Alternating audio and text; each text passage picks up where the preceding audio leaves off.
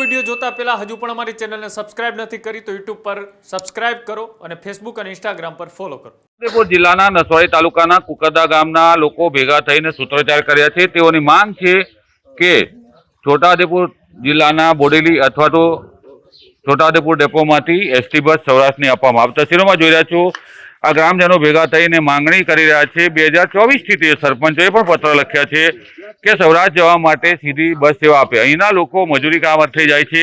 તેઓને બસ ના મળતા તેઓ અહીંથી નસવાડી અને નસવાડીથી અન્ય વાહનોમાં જાય છે. જ્યારે ખાનગી લક્ઝરી બસમાં ભાડું વધારે લેવામાં આવે છે અને પેટા બકરાની માફક ભરવામાં આવે છે. વારંવાર રજૂઆત કરીને થાકેલા લોકોએ સૂત્રોચ્ચાર તો કર્યા છે અને સરકારને અલ્ટિમેટમ પણ આપ્યું છે કે જો સીધી એસટી બસ સેવા નહીં આપવામાં આવે તો આગામી જિલ્લા પંચાયત અને તાલુકા પંચાયતની ચૂંટણીમાં મતદાન બહિષ્કાર કરશે અને સરકારને સબક શીખવાડશે. રફીક ધણીવાલા, ન્યૂઝરૂમ, છોટાઉદેપુર. હજુ સુધી તમે અમારી ચેનલને સબસ્ક્રાઇબ નથી કરી તો અત્યારે જ ન્યૂઝરૂમ ગુજરાતને સબસ્ક્રાઇબ કરો, ફેસબુક અને ઇન્સ્ટાગ્રામ પર ફોલો કરો.